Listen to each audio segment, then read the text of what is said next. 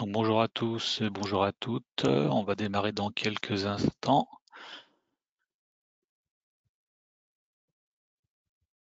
On va attendre les dernières personnes qui nous rejoignent, qui devraient nous rejoindre. Donc bienvenue dans ce webinaire qui est à destination des clients CJ qui utilisent la solution CJ d'Orly. Je rappelle que cette session est enregistrée. Martine et moi allons donc animer cette session pendant 1 heure. Et je rappelle que vous pouvez poser des questions directement dans le chat et qui sont reprises en fin de session. Donc c'est Martine qui est aux commandes et aux manettes. Bonjour à tous. Démarrer. Allez. Donc au programme cet après-midi, en introduction, quelques informations autour de la performance du SaaS notamment, puisque c'est chose dont on est assez souvent sollicité. On a pas mal de questions, notamment autour d'indicateurs. Ensuite, Martine évoquera pour vous tous les nouveautés de l'édition 2023. En troisième partie, la manière dont on déploie aujourd'hui l'édition 2023 avec quelques repères, ça me semble assez important. Et puis certains rappels et les prochains événements, entre autres, mais aussi ceux qui sont passés qui peuvent vous intéresser, l'événement aujourd'hui et puis les prochains dans les quelques semaines et quelques mois. Et puis enfin, on répondra bien évidemment à toutes vos questions, vos interrogations et ce par le chat. Donc, comme je vous l'évoquais en introduction, aujourd'hui, vous avez lancé l'offre SaaS il y a 4 ans. On a une bonne performance du SaaS aujourd'hui, notamment depuis l'étranger, puisqu'on a un ensemble de clients dont la majorité dont les sièges sociaux sont basés en France, ont des filiales à l'étranger, notamment aux US, en Europe de l'Ouest. Mais également, depuis la fin de l'année dernière, on a étendu l'offre SaaS à d'autres pays, également revendeurs, dont notamment la Tunisie, le Maroc et Maurice, donc qui sont en production. Je rappelle qu'aujourd'hui, on a un peu plus de la moitié de la base installée des clients CJ d'Orly qui sont en SaaS, qui représentent à peu près un petit peu plus des 2 tiers en France. Et comme je vous l'ai indiqué en début de session, montrer quelques indicateurs intéressants dont on n'avait pas forcément connaissance, nous CJ, et puis sur lesquels on a été sollicité de la part d'un certain nombre de clients. Donc, si on prend les premiers, c'est l'évolution du nombre d'utilisateurs dans le temps. Donc, comme je vous le disais en introduction, on a lancé l'offre SaaS début 2020, vraiment implémenté physiquement en termes d'ouverture SaaS, c'était juste avant l'été 2020 et quasiment 3 ans et demi plus tard, vous avez ici la progression du nombre d'utilisateurs qui est un petit peu moins de 1400 utilisateurs aujourd'hui, dont on vient d'avoir deux nouveaux clients sur ce premier trimestre. Puis en nombre de clients actifs, quand vous regardez la courbe, on est un tout petit peu plus au-dessus de 60 aujourd'hui. Mais c'est une progression qui est permanente, régulière et qui nous laisse espérer de bonnes choses pour le futur. Deuxième tableau qui est assez intéressant, on n'a pas du tout d'idée sur les volumes, que sont les en-têtes de documents. Donc ça concerne aussi bien, vous voyez les courbes qui sont en rouge, noir, bleu foncé, bleu clair ou gris clair. Concernant les commandes, les bons d'expédition, les factures et les ordres d'achat. Ce qu'il faut noter globalement, donc même si c'est un petit peu en dents de scie, mais ce qui est un petit peu logique du fait des saisonnalités, c'est une progression permanente, constante de l'utilisation d'Orly dans le SaaS, non seulement dans, je dirais, l'augmentation du nombre de clients, mais également dans l'usage qui est fait d'Orly chez nos clients. Et aujourd'hui, on sent de la part d'un certain nombre de clients de vouloir mieux utiliser l'application. On a un certain nombre d'audits qui sont en cours et qui sont à venir sur l'utilisation pour pouvoir proposer et préconiser une meilleure utilisation au niveau de la solution. Ça, c'était pour le deuxième document. Pour le troisième, c'est plutôt une vision assez intéressante qu'on avait qu'on avait en interne, mais sur lequel on communiquait assez peu, mais qui est assez intéressante à connaître. C'est le nombre d'anomalies qu'on rencontre aujourd'hui sur Orly, puis vous avez en fait ce qu'on a en stock permanent, entre guillemets, qui est relativement faible quand on voit le nombre de problèmes rencontrés qu'on doit traiter, puisque la moyenne aussi entre 2-3 soucis, je dirais, depuis un certain nombre d'années. Et puis on voit notamment sur la période d'avril-mai 23 qui sont les périodes de montée, de bascule exactement de l'édition, ici c'est édition 21 en édition 22 dans le cadre du SAS, mais qu'en fait ça n'a pas du tout d'incidence du tout. Et donc c'est-à-dire que les solutions sont relativement fiables et qu'il n'y a pas vraiment d'incident lors de ces montées de version.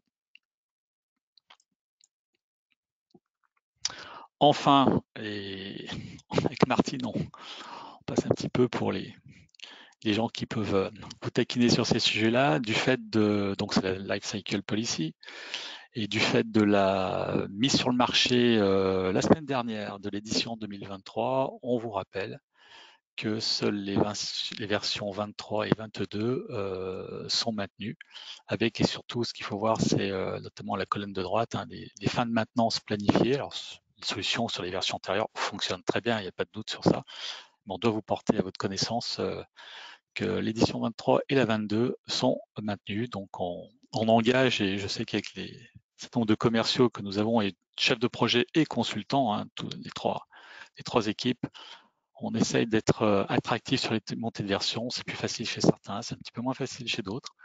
Et le but est de pouvoir bénéficier de ces nouvelles fonctionnalités et de ces nouveaux process. Et Martine va vous décrire dans les suivants ce que comporte cette édition 23. Merci Philippe. Oui, donc je prends le relais. Tout à fait. Sur l'édition 23, pour vous dire un peu tout ce qu'on a fait. On a référencé avec Philippe les fonctionnalités clés.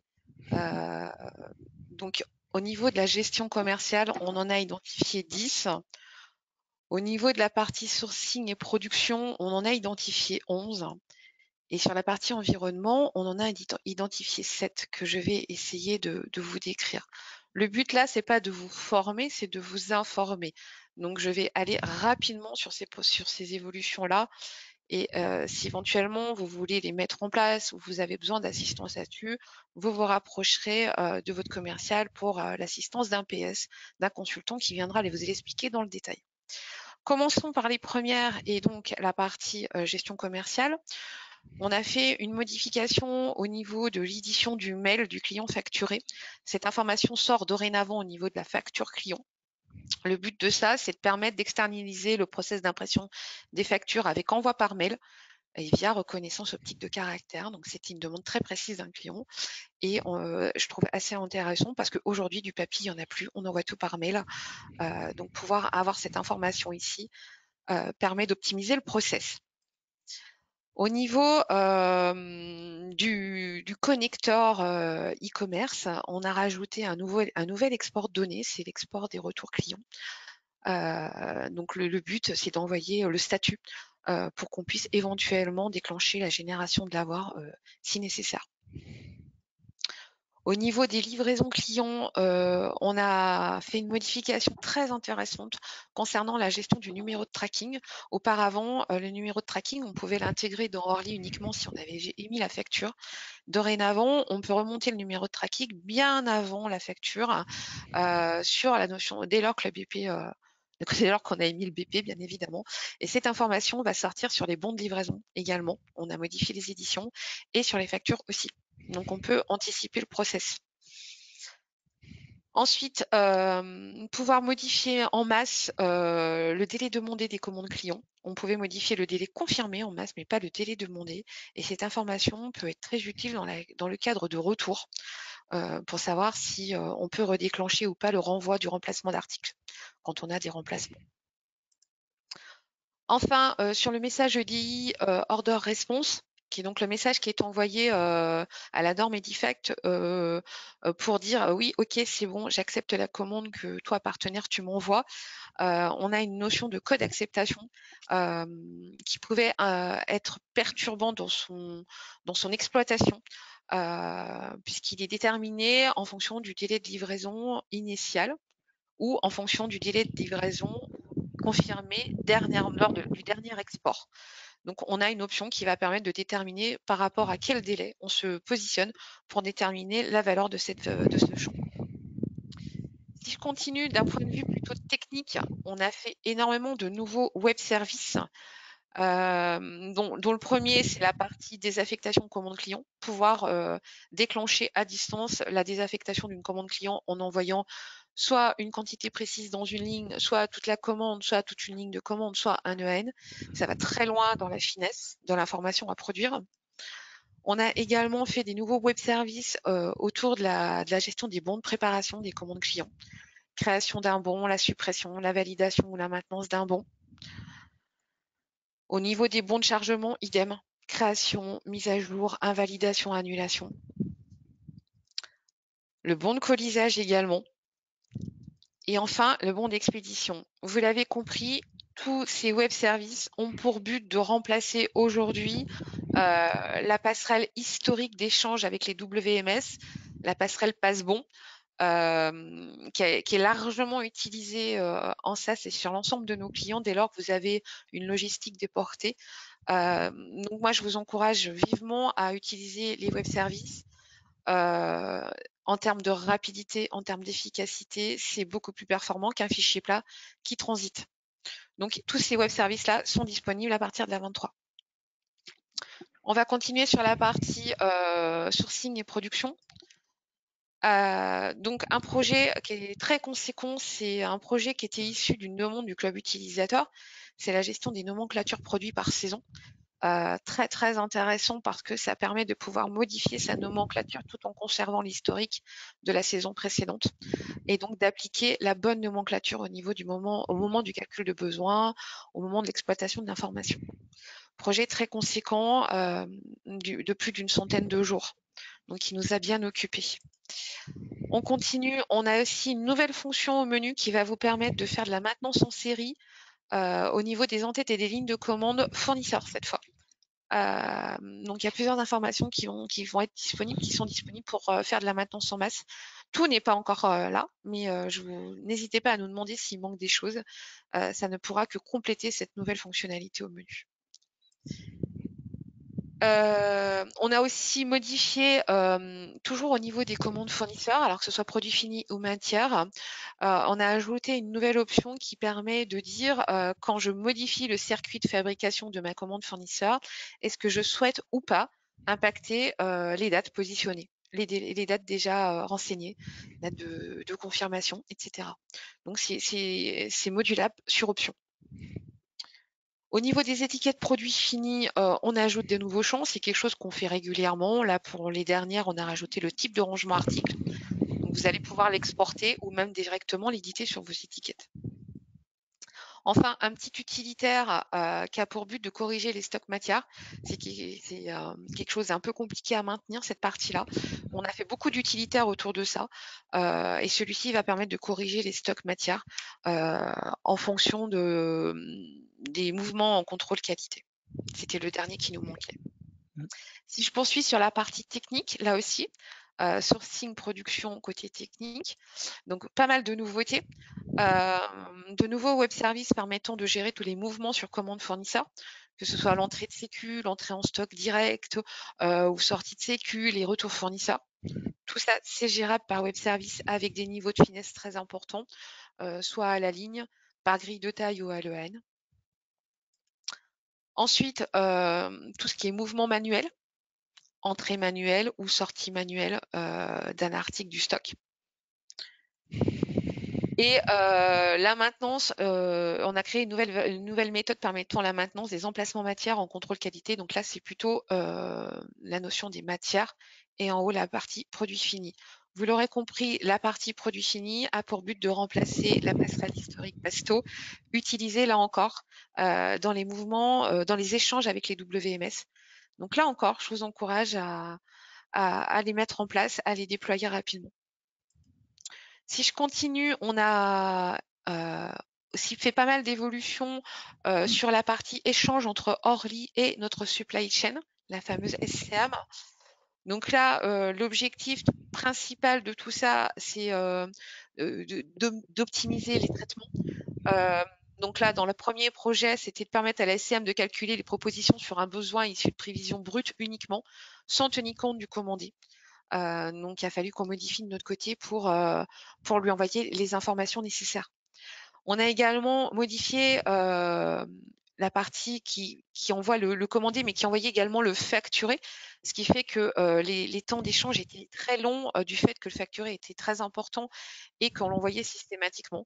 Donc là, vous pouvez déterminer qu'à un moment, la saison, elle est finie, vous avez facturé toutes vos saisons précédentes, que c'est plus nécessaire de renvoyer cette information-là à la SCM.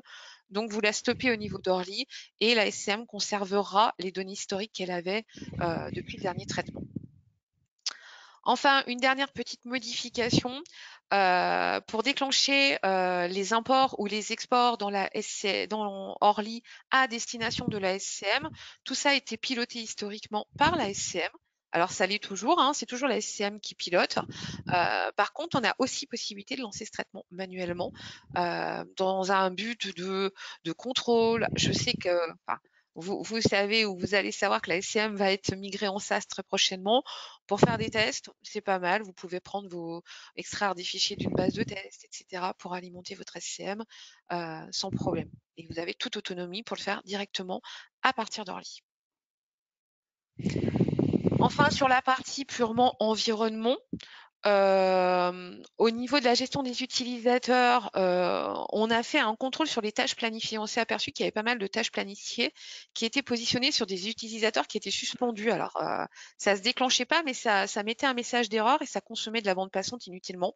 Donc maintenant, il y a un contrôle et dès lors que vous suspendez un utilisateur, les tâches planifiées qui lui sont associées seront également suspendues. Il y a aussi une fonction dans Orly qui permet de stopper des traitements. Elle a l'avantage de lister toutes les sessions base de données. Malheureusement, elle avait l'avantage de l'inconvénient, c'est-à-dire qu'elle en donnait beaucoup trop. Et parfois, il y avait des traitements qu'il ne faut surtout pas killer au risque de mettre en péril tout le reste. Et elle était disponible. Donc, on a vraiment ici typé nos sessions Oracle pour vous dire celle-ci, vous pouvez y aller, vous pouvez interrompre le traitement, ou celle-ci, non, vous n'avez pas le droit de la toucher. Et de toute façon, si vous la choisissez quand même, vous serez bloqué plus tard. Donc là, on a affiné de ce côté-là. Le requêteur SQL, le fameux AS600, on lui a aussi apporté pas mal de modifications. Donc la première, on a sécurisé les requêtes qui sont faites avec cet outil, parce qu'il faut savoir que cet outil ne gère pas les droits d'accès, donc tout un chacun pouvait extraire de l'information qui ne lui était pas destinée. Donc aujourd'hui, on a non pas ajouté les droits d'accès, mais on oblige la saisie d'un filtre. Seuls les utilisateurs admin ont le droit d'aller de créer. Autrement, tous les utilisateurs qui ne sont pas admin ne pourront lancer des requêtes que si celles-ci sont enregistrées dans le cadre d'un filtre. Enfin, quelque chose qui a été très demandé, je sais que l'année dernière, quand on s'est rencontrés au mois de juin dans le cadre du club utilisateur, beaucoup de clients nous ont fait la demande. On a augmenté le nombre de caractères permis en termes pour les ordres SQL qu'on peut saisir dans la S600. On est passé de 2000 caractères à 5000. Donc, on a fait une belle avancée, toujours dans le but de pouvoir vous simplifier la vie. Si je continue, concernant les tâches planifiées, on a ajouté un petit warning. Ça concerne principalement les gens qui sont dans le SaaS. Aujourd'hui, le livret de service précise qu'il y a une plage horaire qui est réservée à ces gîtes pour faire de la maintenance. Cette plage horaire, elle se situe entre 1h et 3h du matin. Donc, il faut bien évidemment éviter de planifier des choses sur cette plage horaire-là. On n'intervient pas tout le temps. On a fait très peu de maintenance urgente ou de maintenance planifiée l'année dernière. Donc, essayez de limiter. Je sais que des fois, les traitements de nuit, la nuit n'est pas assez longue pour passer tout ce que vous voulez passer. Mais évitez particulièrement le dimanche. Si vous pouvez éviter de planifier quelque chose le dimanche sur ces plages horaires ou le samedi, c'est très bien. C'est les plages que nous, on va cibler pour intervenir parce qu'on sait que c'est celles qui perturberont moins l'activité. Nouveauté aussi très très importante, tout ça dans le but de la sécurité. Aujourd'hui, vous pouvez ouvrir des fonctions Forms et ne jamais les fermer. Dorénavant, il y aura un time-out. Au bout de 45 minutes, la fonction Forms va s'arrêter. 45 minutes d'inactivité, bien évidemment, pas 45 minutes où l'utilisateur travaille. Donc, dès lors qu'on aura détecté que pendant 45 minutes, il n'y a eu aucune action au niveau de la fonction utilisée, rien, aucune tabulation, aucune validation, rien, on fermera d'office la session Forms. Tout ça dans un souci de sécurité et de ne pas avoir des choses qui traînent ouvertes et exploitables par quiconque. Je continue sur le contrôle des licences. Là encore, c'est pour les gens du SaaS. Aujourd'hui, il y avait une alerte si vous avez un nombre d'utilisateurs supérieur aux licences acquises. Cette alerte ne sortait aujourd'hui que sur les utilisateurs qui étaient typés admin. Demain, cette alerte va sortir chez tout le monde. Donc, si vous êtes correctement déclaré au niveau des licences, que vos utilisateurs qui n'ont pas lieu d'être actifs ne sont suspendus, vous n'aurez aucun souci, ça va être complètement transparent pour vous. Et d'après ce que j'ai vu, c'est le cas aujourd'hui, tout a l'air bien propre. Donc, continuez, je vous encourage à continuer dans cette voie. Enfin, quelque chose de très utile dans le cadre des web services. Je vous ai vraiment parlé des web services et je vous encourage vivement à les utiliser. Maintenant, vous avez la possibilité, je vais prendre un exemple très, très simple. Par web service, j'intègre une commande client. Celle-ci est rejetée avec une anomalie parce que, par exemple, la saison n'existe pas. Vous avez possibilité, en tant qu'utilisateur d'Orly, d'aller faire vous-même la modification de la saison et de pouvoir relancer l'intégration de la commande. Parce que aujourd'hui, le message est retourné à l'expéditeur en lui disant « Expéditeur, tu m'as pas mis la bonne saison de commande ». Évidemment, lui, il ne sait pas ou vous lui avez pas donné la bonne info. Donc, vous aurez la possibilité dans Orly de modifier cet appel et de relancer l'intégration. C'est un peu le mode recyclage qu'on avait sur les passerelles avec notamment le CD 360 et le CD 620. Voilà pour toutes ces nouveautés vues de manière très macro.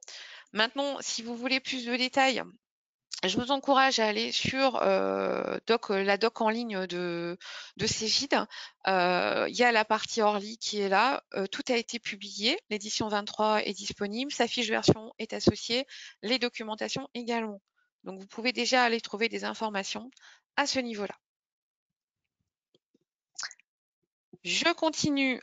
Partie déploiement, puisque l'édition 23, et Philippe vous l'a dit, elle est passée avec succès. Elle a passé avec succès le comité feu vert Cegid pour dire on y va. Mais avant de passer ce comité, on a quand même vérifié plusieurs choses et on a eu la chance d'être accompagné sur cette édition 23 par 2 clients pilotes. Comme pour toutes les versions, nous avons choisi un client pilote en on-premise et un client pilote en SaaS. Orly est disponible dans ces deux modes, donc il faut pouvoir être sûr que dans les deux modes, ça fonctionne. Notre client pilote en on-premise avait un profil assez dense. Il avait une gestion commerciale, une gestion de production, un PDM, PLM déporté, du B2B, il était connecté à Y2, il avait un WMS déporté, gérait de l'EDI, une BI et avait de la comptabilité, une comptabilité associée. Mon client SaaS était un peu plus restreint, sachant qu'on se focus d'abord sur le client on-premise, ensuite sur le client SaaS.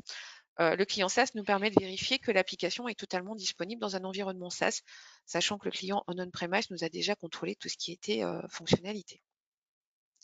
À l'issue de ces pilotages, 21 fiches navettes, parce que quand on est en client pilote, pour ceux qui l'ont déjà été, vous ne passez pas par le Customer Care, vous êtes directement en lien avec la R&D qui vous accompagne le plus rapidement possible, et tout ça est référencé dans des fiches navettes. Donc 21 fiches navettes nous ont été remontées, à savoir que sur ces 21 fiches navettes, il y avait réellement que 5 bugs, on peut dire ça comme ça, 5 bugs qui ont été corrigés dans un délai très bref. Il y avait 3 problèmes qui étaient liés à un CPU Oracle, donc une mise à jour à faire sur le serveur.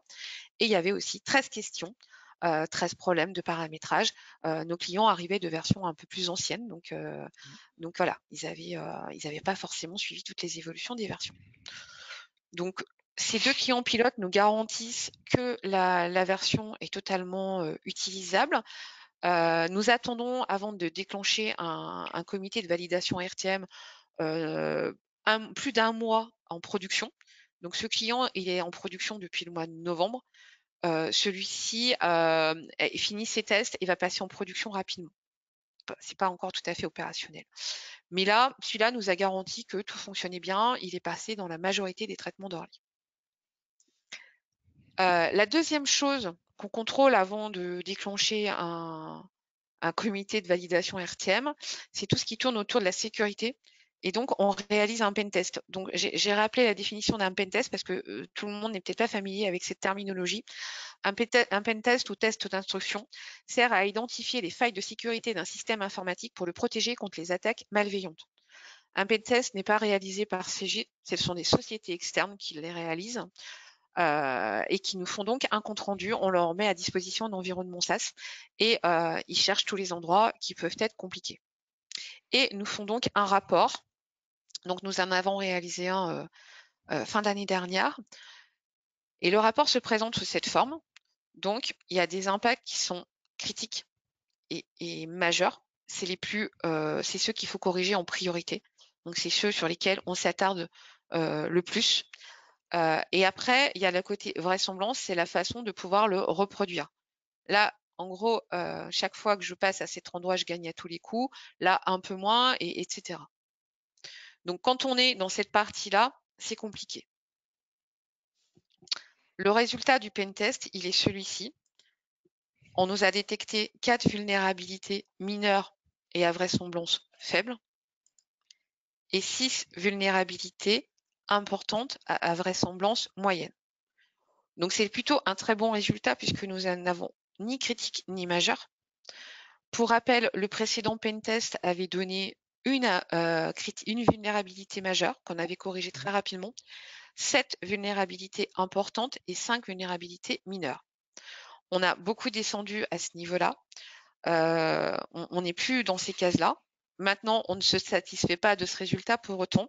À savoir que sur les 6 qui sont ici, il y en a déjà 4 qui seront corrigés dans la prochaine édition, l'édition 24 qui est en pilotage actuellement, puisque ces 4 vulnérabilités tournent autour du mode de connexion. Et il y en a une autre qui est en cours de résolution. Et ici, il y en a une également en cours de résolution. Donc, on avance plutôt bien. C'est des choses qui doivent être traitées en priorité et c'est ce que nous faisons. Si je continue maintenant en termes de calendrier, donc le 26 mars, la version a été décrétée comme étant ready to market. Nous avons donc planifié dès à présent les interventions sur le SaaS. Donc le 7 avril, à savoir ce dimanche-là, on va mettre à jour vos environnements de test avec l'édition 23. Et le dimanche 5 mai, on mettra à jour les environnements de production. Ce qui veut dire qu'entre le 7 avril et le 5 mai, je vous encourage vivement à faire des tests et à nous remonter un maximum de choses pour que quand on passe en production, vous soyez les plus sereins possible. Nous savons aussi déjà qu'il y aura forcément en octobre 24 une version corrective. On en fait une tous les 6 mois. Et en novembre 24, elle sera déployée, cette version corrective, sur les environnements de production.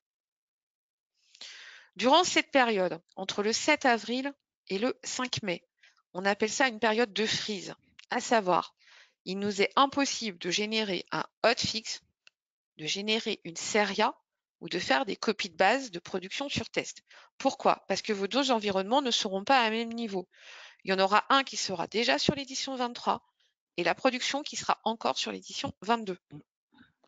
Donc, on ne pourra pas le faire. Sachant que les SERIA vont concerner principalement les licences utilisateurs, puisque quand vous êtes dans le SaaS, vous avez l'avantage d'avoir tous les modules disponibles dans Orly. Donc les SERIA concernent uniquement les nombres d'utilisateurs. Les hotfix, ce seront des hotfix, si on en passe très peu dans le SaaS, ça ne peut être qu'un hotfix bloquant. Et les copies de base, je sais qu'il y en a pas mal d'entre vous qui en font faire. Donc pendant cette période, elles vous seront refusées. Après le 5 mai, il n'y a pas de problème, on recommence tout. Voilà sur cette partie calendrier. Maintenant, je voudrais vous donner un peu de visibilité en termes de sur quoi on travaille en ce moment à la R&D. Quels sont les sujets qui nous occupent? Donc, j'ai positionné le petit disclaimer parce que, bien évidemment, un problème, une faille de sécurité, un problème détecté sur un des composants qu'on a remettrait complètement en cause ce que je vous annonce là parce que c'est des choses qui sont gérées en priorité. Donc, ça peut remettre en cause des plannings. Néanmoins, on a une vision assez large de ce qu'on veut faire. Donc, si je m'attache à la partie plutôt technique, déjà, la partie authentification, connexion à un annuaire externe, ça c'est déjà disponible dans l'édition 24. C'est en cours de pilotage. C'est tout récent, hein, ça vient de commencer. Et l'objectif, c'est qu'à terme, on puisse vous offrir cette possibilité-là. Tout a été revu, même le portail Orly a été revu. Alors, vous inquiétez pas, hein, vos utilisateurs s'y retrouveront très facilement, mais on a tout repensé, on a tout retravaillé. Le suivi des pentests, je vous en ai parlé. On va continuer nos efforts pour corriger et que le prochain pentest soit encore meilleur que le précédent. L'intégration du service d'échange de RFE, il est disponible aujourd'hui sur la partie échange avec Y2. On est capable de passer par RFE pour envoyer les informations à Y2. L'objectif, c'est de généraliser RFE comme étant le seul et unique moyen d'échange de fichiers quand on est dans le SaaS. Enfin, le changement d'outil de reporting, ça avance. Pas autant qu'on aimerait, mais ça avance parce que c'est quelque chose qu'il va falloir faire. Je continue sur la partie plutôt métier. Alors, la démat de facture, on a avancé sur ce sujet, à savoir, on a déjà vérifié que toutes les données exigées pour dématérialiser une facture étaient bien disponibles dans l'application Orly. C'est le cas, on a la chance d'avoir toutes les informations nécessaires. Ce qui veut dire qu'à aujourd'hui, vous pourriez déjà faire de la démat de facture parce que en standard, vous avez un export de facture au format texte et donc vous pourriez l'envoyer vers un partenaire pour faire de la démat. Et vous avez également une passerelle d'intégration des factures fournisseurs. Donc, dans les deux sens, on est capable d'émettre les factures clients, on est capable d'intégrer les factures fournisseurs. Donc, vous répondez déjà à la loi. Néanmoins, ce projet, il n'est pas fini pour autant, parce qu'on voudrait vous simplifier la vie autour de tout ça. Donc, c'est ce sur quoi nous sommes en train de travailler, voir comment on peut améliorer cette partie-là. On continue des nouveaux web services. Vous l'avez vu, on travaille beaucoup là-dessus. On va continuer et on va également améliorer la partie exploitation des web services. Alors tout à l'heure, je vous ai parlé de la partie recyclage. Il y a encore d'autres choses à faire pour faciliter l'intégration et l'adaptation à ce niveau-là. Donc ça se poursuit. Et puis de nombreux projets métiers. Beaucoup ont avancé. Alors très succinctement, ça concerne les flux omnicanaux, les devis, les acomptes. Ce qu'on a prévu, c'est de vous en parler la prochaine fois qu'on se rencontre. On vous expliquera vraiment ce qu'on va faire parce qu'on en a une idée très claire aujourd'hui. Et puis, il y aura d'autres choses, des améliorations sur la gestion des utilisateurs, des optimisations pour les traitements d'édition. Là, c'est par exemple choisir ou pas d'éditer un PDF sur un traitement d'édition. Est-ce que je lis systématiquement les PDF? Je ne crois pas que vous lisiez tous les PDF qui sont produits, donc il y en a certains qui sont vraiment inutiles. Des choses autour de la traçabilité des mouvements de stock, des numéros de facture, et puis aussi sur un connecteur, le Supplier Process Connector, où on envisage d'ajouter le flux matière. Enfin, si je continue sur la partie infra et purement infra, on suit bien sûr les versions des composants qu'on utilise. Donc on est en train de suivre de très près et on attend la sortie de la database 23C qui n'est pas encore disponible pour des clients en on-premise. C'est pourquoi on la déploie pas aujourd'hui. Je vous l'ai dit, on continue le on-prem et le SaaS. Donc voilà, il faut qu'on attende un peu. Oracle nous la promet, ça ne va pas tarder. Le Form the 14, il est toujours pas sorti, pas du tout du tout. Donc on en a besoin aussi. Donc c'est ce vers quoi on va attendre en termes de version de nos composants techniques. Après, on continue d'utiliser Splunk au niveau du SaaS et de l'étendre pour une meilleure exploitation de notre base installée. C'est quelque chose qui permet de tracer très facilement tous les logs qui sont produits par l'application. Enfin, l'Autonomous Database, on a rencontré quelques difficultés. Là, ça y est, on a un planning. Vraisemblablement juin-juillet, on va commencer de solliciter des clients pour cette migration sur Autonomous Database qui va vous apporter pas mal de confort. Enfin, ce qu'on a fait, c'est on a mis en place un WAF. Donc WAF voulant dire Web Application Firewall. Donc ça permet, cet outil-là, cette couche technique-là, permet de protéger les applications web contre différentes sortes d'attaques et de menaces en ligne, toujours dans l'objectif de la sécurité. Donc c'est une brique technique qu'on met en amont de l'infra Orly et qui permet de sécuriser les accès et de trier les accès avant que ça arrive sur l'application elle-même. Voilà pour la partie nouveauté et travail qui occupe notre équipe R&D actuellement. Philippe, je te laisse prendre le relais sur la partie prochains événements. Merci Martine.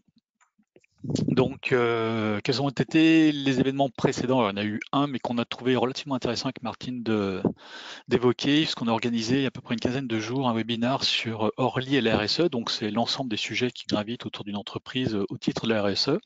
Donc, on a eu deux intervenants, Bernard Roche, pour certains d'entre vous que vous connaissez, et puis qui a monté son entreprise qui s'appelle Smart Retail Digital et puis qui connaît bien ce sujet, et puis une intervention d'une personne interne à Cegid pour expliquer comment Cegid perçoit le sujet RSE au sein du groupe. Donc, et puis on a également, mais je ne l'ai pas indiqué ici, j'encourage, on a essayé avec Martine de faire un exercice alors interne, mais qui pourrait être revu. C'est quels sont les domaines identifiés au titre de la RSE et comment Orly peut y répondre ou pas, parce que certains concernent directement Orly et d'autres pas du tout. Voilà. Donc c'est un replay qui est disponible que vous pouvez bien sûr regarder, très intéressant. Puis il y a le témoignage aussi ou quelques remarques et sujets de la part de mémoire 4 ou 5 clients qui nous ont fait part de leur avancement, la manière dont ils avaient abordé ce sujet-là, et pas forcément des gens qui avaient Orly, mais il y a certains qui avaient aussi également Y2. Deuxième webinaire, c'est celui d'aujourd'hui auquel vous participez. Le troisième webinaire, c'est un webinaire qui va être donc joué demain et qui va s'adresser sur la même base de ce qu'on vous a présenté aujourd'hui, Martine et moi, qui va être à destination des personnes internes à Cegid qui sont concernées en grande partie par Cegid Orly, des consultants externes que vous connaissez, que vous rencontrez, et puis également nos revendeurs et partenaires, puisque notamment il y a des messages, des sujets qui sont autour d'Orlisas et qu'aujourd'hui Orlisas est disponible à l'étranger par nos revendeurs et partenaires. Voilà. Et puis un événement important que grande de personnes connaissent et est au courant, donc qui est le Cegid Retail Connection qui se déroulera à Rome à la mi-juin, dans lequel il y a un certain nombre d'ateliers, dont celui autour d'Orly. Donc je vous ai indiqué ici les principaux thèmes. Ah Donc pardon. ouais, j'ai vu, c'est pas grave, on connaît un petit peu, qui est basé sur les sujets des années précédentes, donc le What's New Orly. On fera un bref revue de ce qui s'est passé, déroulé depuis Monaco, donc sur les sujets pertinents et importants. Une nouvelle offre que Cegid met à la disposition de ses clients, qui est la nouvelle offre SaaS Cegid Orly Ultimate. On vous en dira un petit peu plus à ce moment-là. Et puis un retour d'expérience sur l'intégration d'un PLM, donc chez IKKS et notamment avec le PLM QXLink de chez Electra, donc témoignage assez intéressant de ce qui a été mis en œuvre. Voilà. Et puis pour finir, du détail que vous connaissez autour de l'événement qui se déroulera à Rome. Alors, ce qu'il faut retenir en fait, c'est la chance énorme qu'on peut avoir en termes d'échange d'informations, de partage d'expériences, puisque c'est ça en fait le leitmotiv. Environ 400 personnes, 450 personnes d'un petit peu partout du monde pour pouvoir échanger ces informations-là. Donc moi, je vous encourage à vous inscrire. Je crois qu'il y a la date pour pouvoir encore s'inscrire et a été étendue, je crois, jusqu'au 15 avril. Enfin, on peut même après, mais il y a des conditions particulières jusqu'au 15 avril. Donc profitez-en et vous serez bien évidemment les bienvenus. Et vous aurez toujours vos deux fidèles serviteurs, Martine et moi, présents pour cet événement-là. Merci Philippe. On va passer à la à la partie questions-réponses. J'ai rien vu passer dans le chat. N'hésitez pas. Attendez, Philippe, tu peux mettre Oui, oui, oui. on Je va vous vous mets mettre le lien pour le chat parce que je pense que vous devez non, peut-être pas pas pour le l'avoir. chat, pour Cegid Retail Connection. Ah pardon, excuse-moi. Ah ouais. Voilà. Donc je pense qu'il y a un petit endroit quelque part où vous devez pouvoir nous envoyer des questions, des remarques, des commentaires. N'hésitez pas. On est avide de tout ça parce que peut-être qu'il y a des choses que vous voulez creuser. Donc n'hésitez pas à nous les soumettre. Pour une fois, avec Philippe, on finit un peu en avance. Il m'avait dit d'aller vite, j'ai respecté sa consigne. Donc on a du temps. On a du temps à vous accorder. Non, personne? Pas de commentaires? Le délai d'un mois vous convient entre la mise à jour du test et la mise à jour de la prod sur les environnements SaaS? C'est trop long, c'est trop court, c'est comme il faut?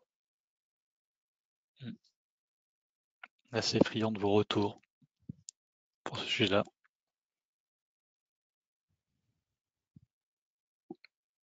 Non, pas Est-ce de est-ce commentaires. que le chat marche? Est-ce que quelqu'un pourrait nous envoyer un coucou pour vérifier que le chat y marche?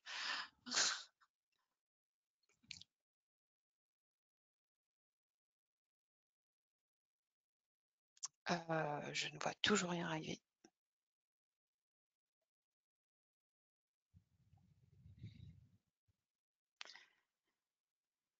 Non, personne? Ah, j'en ai une Personne. question. Ah, c'est gentil. Donc déjà, merci pour la présentation, bah, très bien. Et surtout, ce qui est important, c'est est-ce que la date de fin de maintenance pour les clients on-prem est identique à celle du SaaS? Tu veux que je réponde, Philippe? Oui, on ne Oui, fait pas de distinction. On ne ouais, fait pas de distinction de version SaaS ou de version on-prem. Tout ce qu'on fait dans le cadre du SaaS, on le rend disponible pour le on-prem. Donc, ce sont les mêmes dates d'arrêt de version. On maintient les mêmes choses.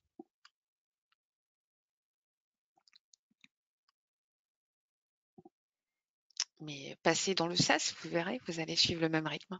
Vous pourrez découvrir.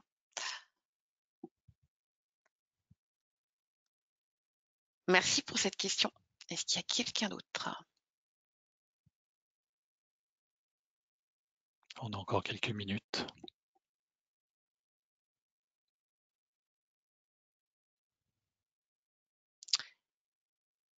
Alors, tu as été très très clair, Martine.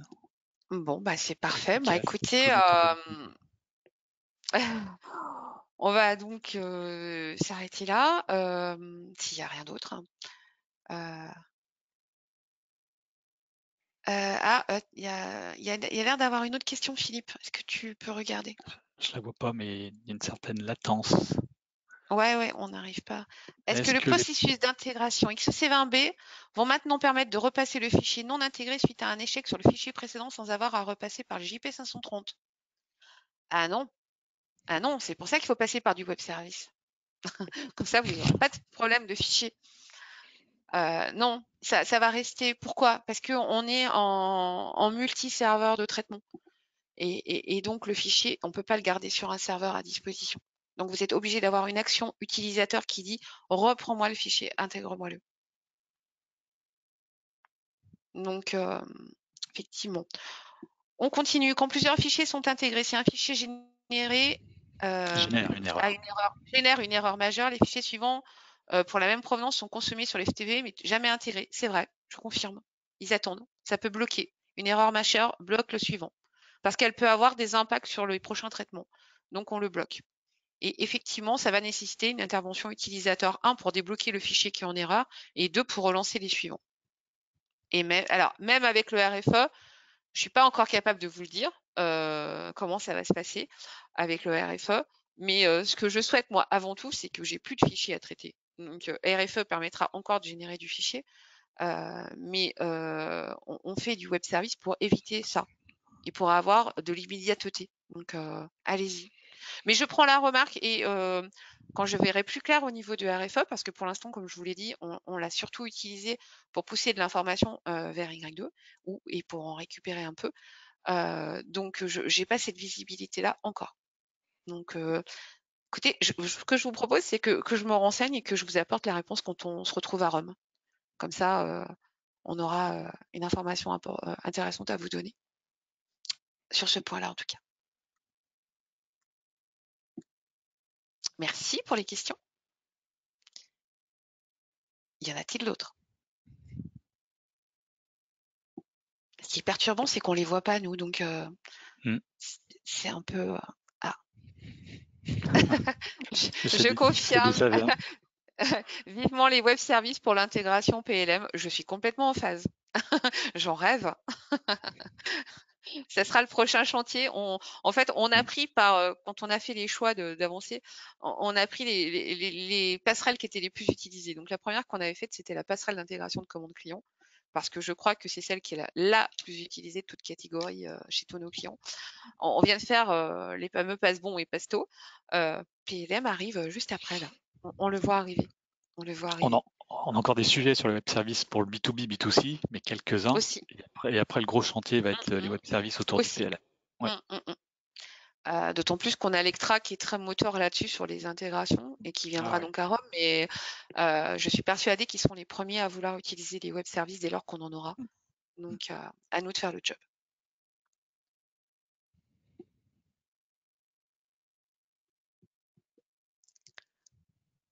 OK? Eh ben, si c'est tout bon,